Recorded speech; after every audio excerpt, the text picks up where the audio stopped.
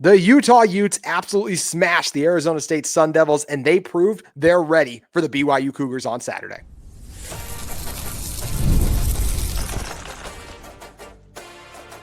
You are Locked On Utes, your daily podcast on the Utah Utes. Part of the Locked On Podcast Network, your team every day. Hello, everyone, and thank you for making Locked On Utes your first listen and view of the day. We are part of the Locked On Podcast Network, available wherever you get your podcasts as well as on YouTube. If it's your first time tuning into the show, make sure you like and subscribe. Today's episode brought to you by Game Time. You can download the Game Time app, create an account, and use code LOCKEDONCollege, all caps, no spaces, for $20 off your first purchase. My name is JT Wistersill, and I am ecstatic to be joined by Tony Parks, who voice of the Bees, former AP poll voter, and those of you who were at Saturday's game, he was the PA voice that you heard echoing throughout the stadium. So really excited to talk with Tony about that performance. We're going to talk about this BYU team, just how good Utah is, and a little rundown on the top 25 and if Utah is ranked fairly. But Tony, I do want to start with my biggest takeaway from Saturday, and that is with the way Devin Dampier looked, with the way Utah ran the ball, that offensive line, defense flying around the field, making plays. I think Utah is absolutely ready for the test that's going to come on Saturday when they travel out to Provo. Well, I think you're really onto something there, because I was very curious coming out of the bye week, what was this team really going to look like? Because I thought Utah was good up to the bye week, but you could always see, and it felt like they needed some polishing and that they had a few more levels that they could hit. And I thought the same thing about Arizona State too, which is what made Saturday's game such a great matchup and kind of the perfect timing for those two teams to get together. And what we watched on Saturday was what I expected from a Kyle Whittingham team coming out of a bye week. They were polished in the secondary. Their tackling was more on point and consistent than I thought. Dampier hit the strike zone a little more than I had watched in the past, which I thought was a positive. Still needs some work even. You know, he's not a finished product by any means, but the explosiveness overall as the team in the run game and the physicality was exactly the staple of a Kyle Whittingham team. So you come into this, you know, I thought a highly anticipated matchup with two teams that are interestingly similar, and it was a 42-10 beatdown. But when that game was 14-3, it felt like it was going to get out of hand pretty quick. And good news for the Ute fans, it did. And so it was great to be in the stadium. It was great to see that. And Utah flexed in a really big way. And I'm with you. Now they're ready to go on the road to face an undefeated team in a rivalry game. And I'm excited to see if Utah can put their best foot forward in that matchup. I am. And it's easy to look back on that Arizona State game and go, well, you did it against a backup quarterback. Yeah, but everyone was out there on defense. That's a rush defense that was second in the Big 12, holding teams under 80 yards rushing per game, and you run for almost 200. And Tony, I also look at this Utah team now, and I'm like, okay, you didn't run a great against Texas Tech. That entire defensive line is probably going to be in the NFL next year. It feels like that game was more good tech than anything else. You couple Utah's offensive line prowess with a healthy Devin Dampier, which he clearly was, and Texas Tech defense is clearly better than ASU's, but a healthy Devin Dampier, he made the Sun Devils look ridiculous at times yesterday. This Utah offense was so impressive, and I don't think you can just throw out this performance by saying, oh, ASU had a backup quarterback, because that discredits how dominant Utah was on both sides of the ball in this game. Well, and I love the way that they had consistent pressure, and that when Arizona State was attempting to make a play, you could see there was somebody on a receiver, that you could just see there were assignments sound. They were on point defensively, where they were going to make everything very hard for Arizona State throughout the course of the night. But to your point, yeah, they didn't have a backup QB situation with that defense, and the way that the offense ran the football, their versatility, the use of the variety of weapons they have in that run game now, I think is a really positive thing for them, and that could be a great weapon. Now, overall, you'd love to see them take an even bigger step forward coming up on Saturday. But if you were going into that game saying, I really want to see something that tells me Utah has a few more levels, they showed that. And the Tech game, I told you on the phone, I thought it was more about how great Tech was and less about some dysfunction or some major problem with Utah. Clearly, you wanted Utah to play better than that, especially down the stretch. But Texas Tech made huge catches throughout the course of that game. They were a very physical team. That is a loaded roster, by the way. That's a great football team. And so as shocking as it was to see the last 6 minutes go the way that it went, overall, I still say, yeah, that was more about Tech, less about Utah. But that game Saturday that we saw, just this past week, that's what you wanted to see with Utah football going into this matchup in a rivalry. All right, if Levitt plays, he makes a difference. I still don't feel like they win that game based on No. how it played out. I mean, they couldn't. We punt one time, Oren Phillips in the first half. Really, Yeah, like I that think I was the called his name one time. yeah. You called his Oh, name one yeah. time exactly. Yeah, Yes. now yeah, I didn't realize that until you just said that. I'm like, that's right. Wait, and to your, just to mention that, I mean, if you end up with Levitt out there, the one thing that jumped out to me about Arizona State, even with Levitt in, and I know he wasn't 100% healthy, you could see that they were getting by. You could see that this wasn't you could see that Arizona State had a few more levels, but you could Mhm. see the same thing with Utah. And Utah was able to go to those levels. Arizona State was not. Even if Levitt is healthy in that football game, I love the way that Utah won the game physically. I love the way that defense was flying around. Obviously, Rice-Eccles Stadium was rocking, and just the overall way that Utah was able to impose their will early and often over the course of 60 minutes for a 42-10 win. It was a major flex, man. And so great to see Utah in the top 25. Great to see them with this momentum. And how often have we said in the past with Kyle Whittingham teams, you'll see what they might be in late August and then into September. But then as they find that stride middle of the season towards the back end of the year, they become the best version of themselves. And so now we get to see another step forward that they may be able to take. But this was what I watched in that stadium was the staple of what a Kyle Whittingham team does when they get a moment for self-examination and then they get a moment to really polish a few things off and then come out with some serious form for the next week. And man, did they ever. It was an incredible performance. And Tony, here's a fun one for you. ASU, in their last two trips to Salt Lake City, Utah has beaten Arizona State. So talking 23 and 25 now, 97-13, those two games combined. That's how And bad it's been. you know what the most consistent determining factor to that was in each of those games? What would you say? What, coaching I or was the the PA physicality? announcer for both of those games. Oh, you were. There you go. No, I kid, but now to your point, and Arizona State was a dumpster fire 2 years ago, so that was part of it. But this past one, yeah, this is Dillingham and company. They're no joke. So you have Whittingham, you have Dillingham, you have everything coming together in a big game like that.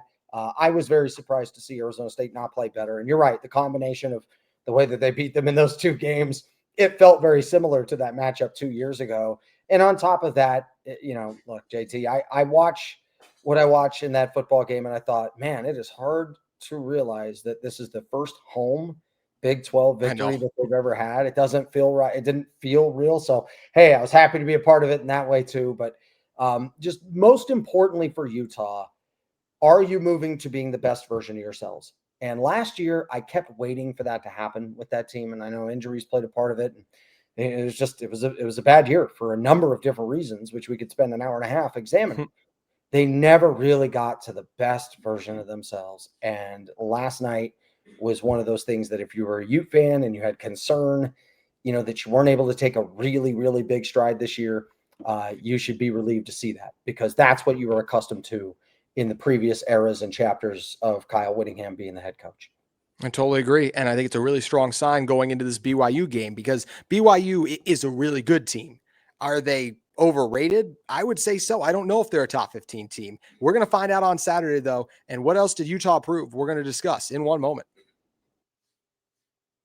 Today's episode of Locked On Utes is brought to you by Wayfair. The holidays are going to be here before you know it, which is exciting, but getting your home ready for guests and celebrations can feel like a lot. Maybe your serveware needs a refresh or the guest room could use new bedding. Wayfair has everything you need to get your home ready for the holiday season, from Christmas trees and wreaths to bedding, cookware, and even outdoor inflatables. It's your one-stop shop for every room in the house. Wayfair makes it easy to personalize your home for the holidays with huge selections from every style and budget. And with free and easy delivery, even on the big stuff, you can get everything you need without the hassle of huge delivery fees. The delivery is fast and free too, which was a lifesaver during the holiday season. Now, instead of stressing about getting the home ready, you can actually enjoy the holidays with friends and family. Get organized, refreshed, and ready for the holidays for way less. Head to wayfair.com right now to shop all things home. That's WAYFAIR.com.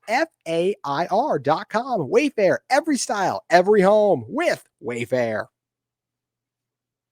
Today's show is brought to you by our friends at FanDuel Sportsbook. The NFL season is here, and FanDuel has an offer you don't want to miss. Right now, new customers can bet just $5 and get $300 in bonus bets if yours wins. That's right. Pick a bet, put down $5, and if it hits, you'll unlock $300 in bonus bets to use across the app.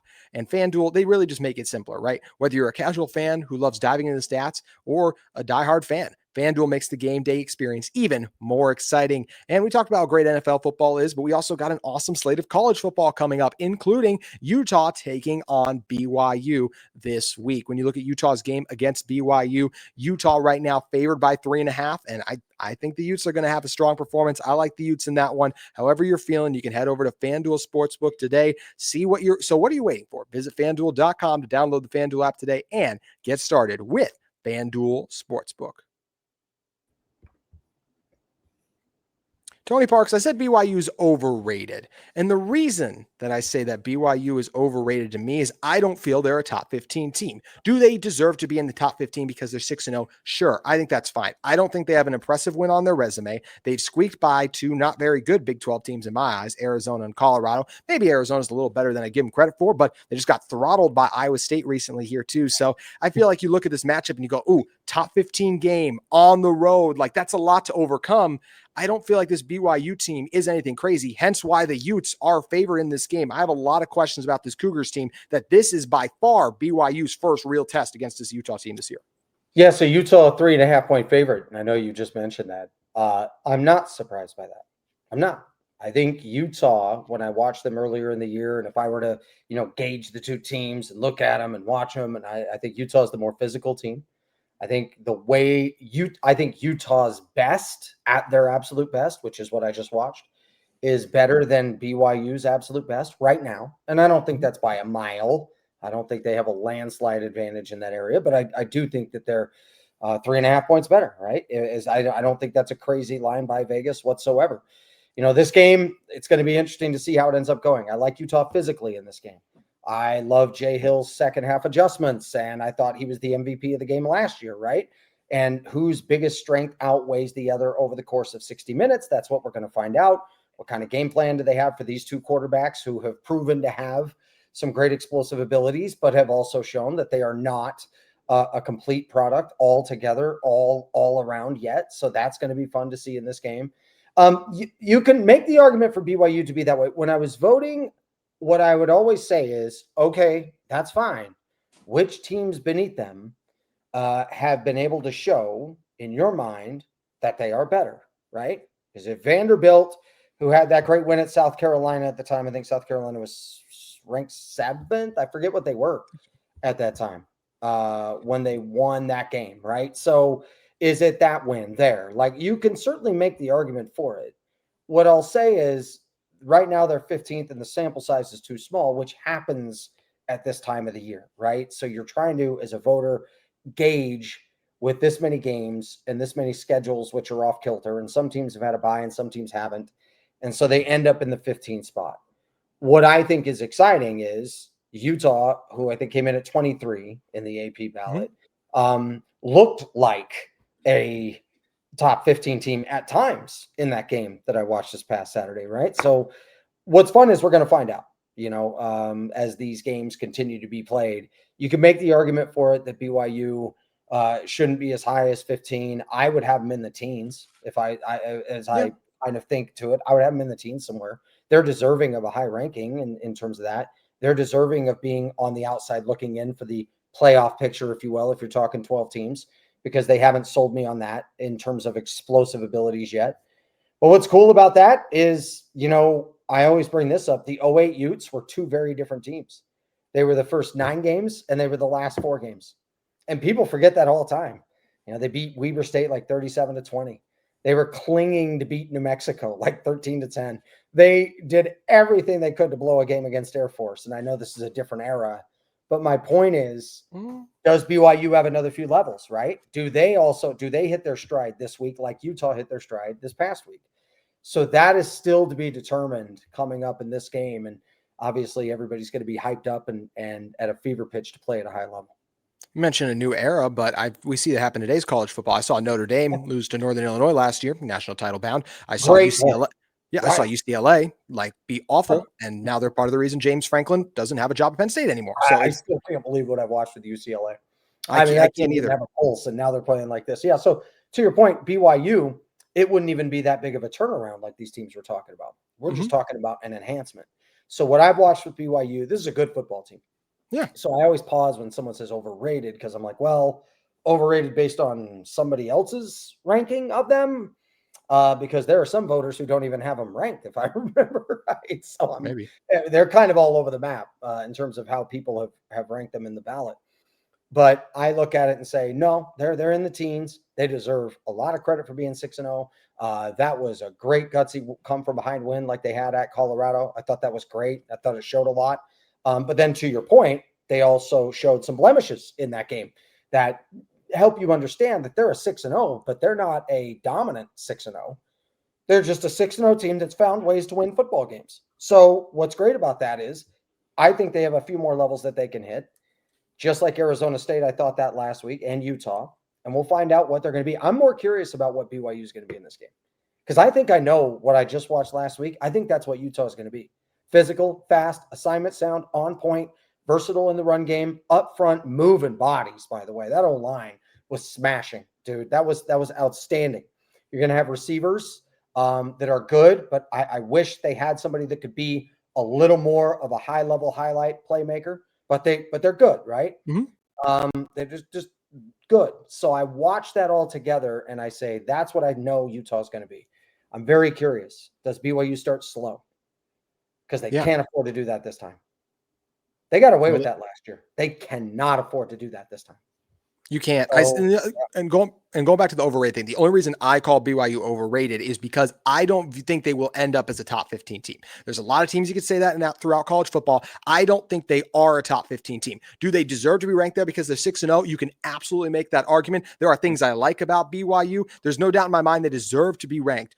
But as I said, I just want to see more from them. And I believe it's the least impressive resume of any team in the top 15 team. I'm still going to give Georgia Tech more credit for winning against a Clemson than I am them beating in Arizona. So that's what makes this game so interesting. And there's so many fun wrinkles, Tony. I mean, we get Tiano Tanuvas's return game, John Henry Daly and Logan Fano, another crack at them. BYU's won the last two in this rivalry. The storylines are endless in this one. It's going to be a blast on Saturday. So I'm going to be hosting this event at Buffalo Wild Wings in Lehigh, the rivalry series. They're having me host this big thing. It's going to be fun. Helps the Boys and Girls Club of Utah. I mean, it's really special and it's exciting, and I'm fired up for it because you're going to have a ton of fans out there that get to win free stuff, and there's going to be more of a game-like atmosphere with fun and prizes and all of this, and it's great. And I had to explain it to somebody who was like, wow, we're excited to be a part of this game. And I said, this rivalry is the most unique. And the crossovers and for a lot of Michigan, Ohio State fans, who obviously I'm connected to, I've had to say, look, the programs with Michigan and Ohio State hate each other more. The coaches hate each other more. Maybe even the players do. But I was like, if you get into what makes this rivalry great with BYU and Utah, it would amaze you how much of it has little to do with football and how much of it has to do with everything that surrounds this. Now, the football alone has great storylines and all of that. But this rivalry was built on incredible history with the wild waves that flow up and down. BYU dominating for decades, Utah turning around and dominating for a stretch, BYU winning the last two. Now what's changing in the dynamics of college football, because the restrictions BYU had are not as stringent because you now have NIL and transfer portal, and there's a different way to do the business now, which BYU I think is in a great position to successfully operate. This makes it amazing. And so this game, storylines for days. To your point on BYU going forward, you don't believe they'll be that going forward. I'll agree with you here. If they wanted to sustain that 0 in the loss column, they're going to have to be much better against Utah, at Iowa State, and at Texas Tech than they have been in the performances that they've had against Arizona, Colorado, West Virginia. They're going to need to be better than that. So that's what, and in the voting process, by the way, it's not a predictive vote. It's only assessing what you've done, not what we think you would do. So that's one of those that if you make me predict BYU to get through these next 3 weeks unscathed, no, I would bet no way. And if you made me pick a winner in this game coming up on Saturday, I'll pick Utah. because I like that they have finally hit this level that I thought they were capable of. But it's going to be a dogfight, and it's going to come right down to the end. But overall, to your point, this game is going to give us everything that we ever wanted, and I'm excited to be a part of it once again. That's awesome. You're involved with it there, and I can't wait for this game. Like I said, I mean, I just want to see more from true freshman quarterback. Their offensive line has not blown me away. They've been fine. I think the defense is legit. I'm not going to tell you anything about the top 10 defense they have. It's been spectacular. I need other receivers outside of Chase Roberts. Parker Kingston, at times he does something, and then at other times he's not always there. So I think those are fair questions, just like Utah's passing game needs to step up more. But at the end of the day, both, what were you going to say? Go. I was just about to say, look, last year Utah won the game physically. They won the game physically, and I thought soundly, by the way. And I know some BYU fans may want to disagree with me on that. That's fine. I watched it, and I thought, wow, Utah owned this game physically. And Jay Hill, with his adjustments in the second half defensively, and then the timeliness of their offensive plays, clearly caught a break with a huge timely penalty that continued to drive. I know. BYU needed the breaks to all go their way, combined with an experienced quarterback who knew how to make big plays at some key moments. This time, you're talking a much younger quarterback. You're talking about a different situation. And I think Utah will win the game physically again. So all those question marks you have when you're like, I don't know about this, I don't know about that. Oh, yeah, if I was a BYU fan, I'd be very concerned about all those things you've just mentioned. Because I think what you're saying is spot on. And those are the bigger – that's why I said going into this game, I have more questions and I'm more concerned about what we're going to see from BYU than what we're going to see from Utah. It's going to be so much fun to finally get this one underway on Saturday. This is a 365 type of rivalry. This rivalry is talked about and discussed on a daily basis, and this is the most important game they play on the year. Both these teams are top 25 teams, but is Utah accurately rated? And just how much of an impact did the Utah fans have against Arizona State? That's what we're going to talk about in one moment. Today's episode of Locked On Utes is brought to you by our great friends at Game Time. College football is back, and I couldn't be more excited. The tailgates, the rivalries, the energy in the stands, there's just nothing like it. But let's be real, actually getting tickets can feel like more of a battle than the game itself. Endless queues, hidden fees, prices jumping at checkout. It's all exhausting. But that's why I use Game Time, the app that gives the advantage back to fans. It's the easiest way to score last-minute tickets at the best prices with no surprise fees. What you see is what you pay. I pulled up Game Time, and in just a couple taps, I saw amazing deals. I'm talking about your favorite college football games as low as $25. I this year went to a P4 football game for under $10. That's what Game Time provides. Also, they have a panoramic seat view, so you know exactly what kind of a view you're going to get before you buy. That's what Game Time delivers. So take the guesswork out of buying college football tickets with Game Time. Download the Game Time app, create an account, and use code LOCKEDONCollege, all caps, no spaces, for $20 off your first purchase. Terms to apply. Again, that's promo code LOCKEDONCOLLEGE for $20 off. Swipe, tap, ticket. Go download Game Time today. Tony, the Utah Utes are ranked in the top 25. They are 23rd, but I do always find the ranking process interesting. I'm just happy that Utah's in there. I don't really have a big issue with where Utah's slotted at, but you made a point very interesting earlier, and I just want you to clarify what I'm going to say, and then I'll ask you the question. You said earlier your job when you were an AP voter was to rank teams based on what they've done, correct? Yes. Why, in your opinion, then, do teams like Notre Dame stay in the rankings after some of the losses that they had? And a Texas gets to jump up. I know they beat an Oklahoma team. It's their first P4 win. Like, it's a subjective element, but do you think it's just different based on every single voter? Yeah, I've always watched voters. Like, I didn't just vote with my ballot. I also watched the trends and who would do what.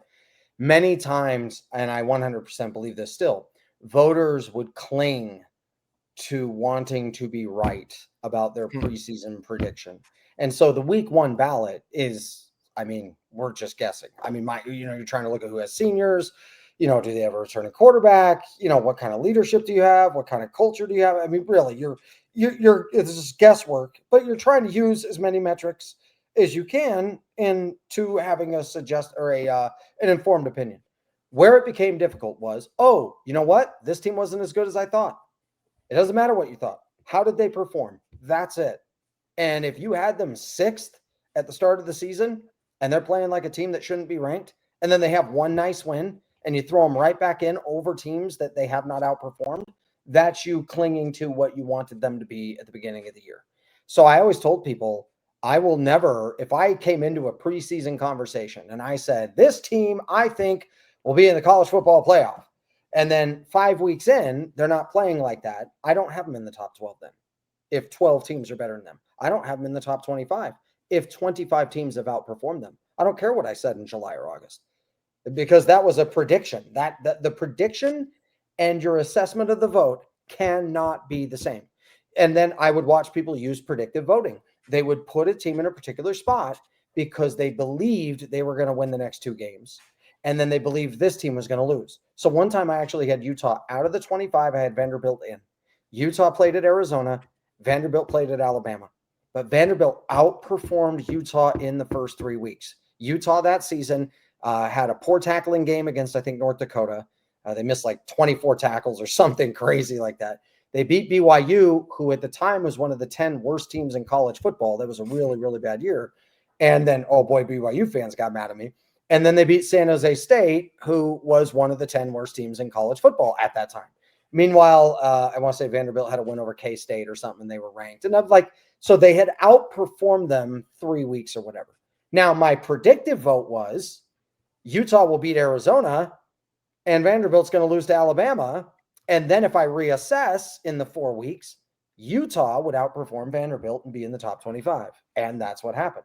So the predictive vote can't be used, because now what happens if Utah loses? Now what happens if Vanderbilt suddenly pulls the upset? Well, now your predictive vote gets flipped upside down. You don't use predictive voting. That's one of the biggest reasons why voters aren't trusted, because they start to do it and then they get all torn up in a ball of yarn, because now they're logically inconsistent. They start showing their biases. Then they start supporting their biases. Then they start trying to defend and create bizarre logic for their bias, and it doesn't work. How did you perform? Some of that you have to use your eyeballs, tackling, executing, physicality stuff. Do you have enough explosion or explosiveness on your offense, right? Like, there's so many things that go into how you perform. And so Stanford was one of those teams that would play really physical football. And if they won 27-10, it could look just as dominant as a 51-3 Alabama win, right? So you have to, there's a unique way where you must watch, you must study, and you must use as objective information as you can in a very subjective thing. But once you start using predictive voting, once you start using what your assessment was before the season, once you start using helmet stickers, conferences, geography, all that, once you start doing that, you should lose trust of the fan, because you're getting outside of what this should be about. Yeah, and I feel like we like South Florida dropped out right away. Like, it's just been some things that are very interesting the way they've conducted it so far. What's nice for Utah, Tony, is that Utah has taken care of business now. They find themselves ranked. And a big part of the reason for that was the atmosphere on Saturday. You got to be the PA voice, public address announcer. You're interacting with the fans. What was that like? And what can you say about the Utah fan base? It was a really special night, because you get there right before the storm hits. Then the storm hits. Then I make the announcement everybody has to exit the bowl. You can be in the stadium, but you can't be in the bowl. And as I'm making the announcement, snow starts to fall. And you're like, there's no way that's happening right now. So the DJ plays, it's beginning to look a lot like Christmas. I mean, just nailed it, right? Everybody's trying to have some fun with this. But I knew right away this crowd is going to be affected. Not only is it going to be a lighter crowd in terms of how many stay, but it could be a crowd that's not as energetic because they're cold and, they're just trying to stay warm and trying to enjoy themselves. And, we'll see what the atmosphere ends up being like. And I thought that the atmosphere would be good. I was blown away with how great those fans were. And I mean, they were spectacular. You could see that, you weren't going to have 50,000 there, but the fans that were there, I mean, they brought it every third down. They brought it every big play. I mean, they were raucous, man. And when the game was in hand, they were still bringing the heat over and over and over again. Every time I introduced the defense, it was like it was the first time that they came out. Every third down, that's my favorite part about the third down hype up. I don't need to say anything. So I keep it pretty simple, because those fans know their game awareness, their knowledge of the game overall, is great. One of my favorite plays, I want to say Dampier maybe took off for like a 20-something yard run. But that happened a lot. That happened a lot of times. Right. But the fans noticed a hole, and they saw it. I saw it. You heard the groan of the crowd the moment it happened. Then the flag came out. They're like, yeah, And so he runs for this 20-something yard gain. And I mentioned Dampier's running, and I'm not using hyped up energy and enthusiasm because I know it and they know it, and you can feel it in the whole stadium.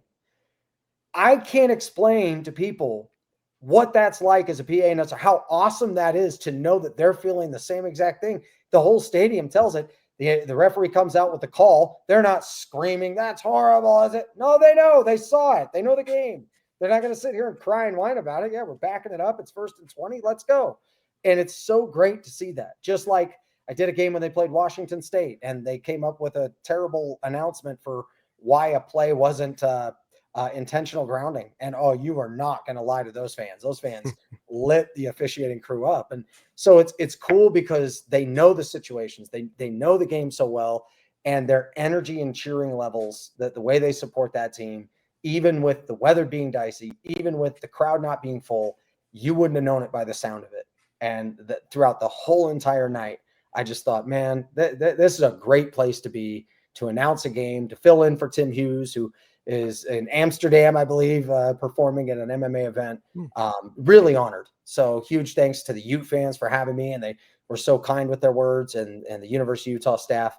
They asked me to come in and pinch hit, and I was honored to be there for it. And when I think back to that night over and over again, in the future, I'm going to look back and say, I'm glad I was there that night, because I saw another level of the Ute fan, and that made it special. It's special, just like it always is whenever I get an opportunity to sit down with you, my friend. Tony, thank you so much for coming on. Please let everyone know what you have going on, because you are one of the busiest men in sports media scene in Utah. Well, I mentioned I have Buffalo Wild Wings coming up. It's going to be great. It's in Lehigh. If you're a Ute fan or a BYU fan, you want to join us for that, go to Buffalo Wild Wings. Everything's free to play, free to win. You're going to go home with something, and it's going to be awesome. The kids are going to have a great time. It'll be a great family-friendly environment. So, if you want to go to a place where the kids can feel a great atmosphere, and then also you don't have to worry about something getting dicey, you can always take them to Buffalo Wild Wings in Lehigh. And a huge thanks to them for having me, host the rivalry series and to be a part of that game coming up on Saturday. And then coming up on the 25th, I'll be doing a lot of stuff with ESPN and ESPN Plus throughout the year. I have my first play-by-play football game. It'll be October 25th. So I'll have that game, the day game with Weber State University, and then also University of Utah basketball. I'll be calling a number of their games with ESPN Plus. So, stay tuned for all of that. I'm excited with everything coming up around the corner. October's my favorite time of year, man. I have all the baseball playoffs. Sad the Cubs lost, but it's still exciting, because you also have college basketball coming up. You have college football in the thick of things. And on top of that, holidays are all coming up around the corner. It's special, man. So thanks for having me. Love to be on. And once again, big tip of the hat to the Ute fans and also everybody in that athletic department for having me last week. Huge thanks to you as well, Tony, for making the time. That is going to do it for today's Locked On Utes. Appreciate you all for making us your first listen and view of the day. Make sure you check out our other shows, the Locked On Podcast Network, Locked On Big 12, Locked On College Football. We have you covered for a loaded week across the country, and we'll be back tomorrow breaking down more Utah versus BYU on tomorrow's Locked On Utes.